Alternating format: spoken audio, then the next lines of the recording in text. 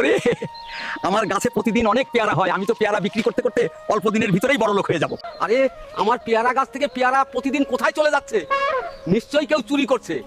এখান থেকে লুকিয়ে লুকিয়ে দেখতে হবে কে আমার পেয়ারা চুরি করে নিয়ে যায় আজকে। ওই চোরকে আজ হাতে নাতে ধরবো। আশেপাশে কোথাও তো দাদুকে দেখছি না, এই সুযোগে পেয়ারাগুলো নিয়ে পালিয়ে যায়।